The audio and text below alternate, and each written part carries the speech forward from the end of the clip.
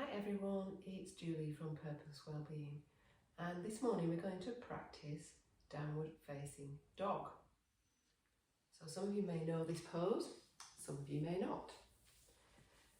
But we're going to come to all fours with the hands underneath the shoulders, the knees underneath the hips, hands shoulder distance apart, knees hip distance apart.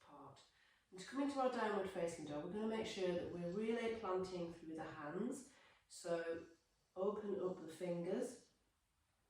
The index finger is pointing forward. We're going to tuck the toes, and then we're going to lift the knees off the floor. We're going to push the bottom back first.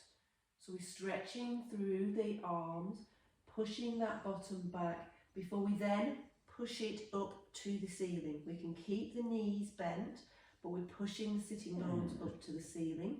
And we're really trying to push the chest down to the floor. If you can, you're going to see if you can bring the heels to the floor. They might not come to the floor, they might be up here. It might be too difficult to straighten the legs, so you can keep the knees bent if that's more comfortable for you, or you can try pedaling out one leg at once. So we're bending deeply through the knee while we're trying to straighten the other. This just helps to release the hamstrings. And then you might find that you can come to stillness and take the legs as straight as possible for you, whilst pushing through the hands and trying to get the chest closer to the floor for our downward facing dog. Nice V shape here. So we don't want to be here. This is no good because we've not got that V shape. So we need to push back through the arms and the shoulders so that the bottom comes up into a nice V shape.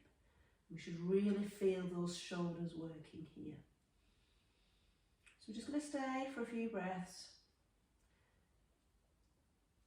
Really pushing the hands into the floor. And then to come out of this, we're going to bend the knees, come forwards, tap the knees down to come back to all fours. So there you have it. Today's exercise is downward facing dog. That helps to stretch out the hamstrings, strengthen the shoulders and the arms and the core.